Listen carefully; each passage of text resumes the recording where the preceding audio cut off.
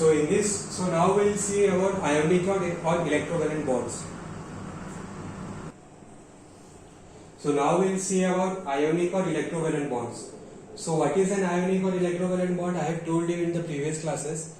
If the atom is donating or gaining an electron, then it forms ionic bond.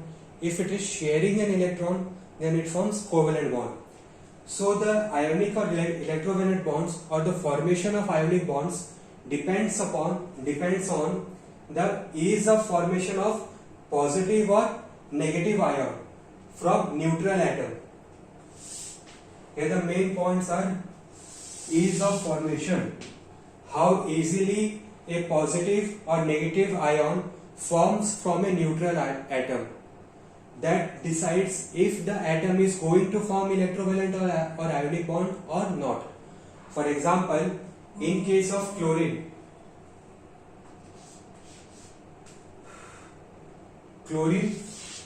and sodium,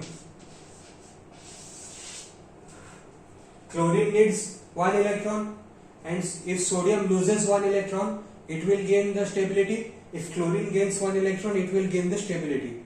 So it is very easy for chlorine to gain one electron and very easy for sodium to lose one electron. But in case of carbon,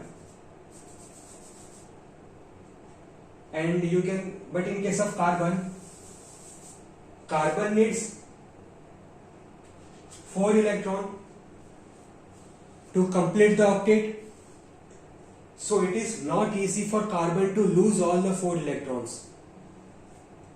So the ease of formation of positive or negative ion from a neutral atom decides whether the atom will form ionic bond or not. We can go up to 1 or 2 electrons, or in some cases 3 electrons, but beyond 3 electrons it is very difficult for an atom to lose 3 electrons or more than 3 electrons.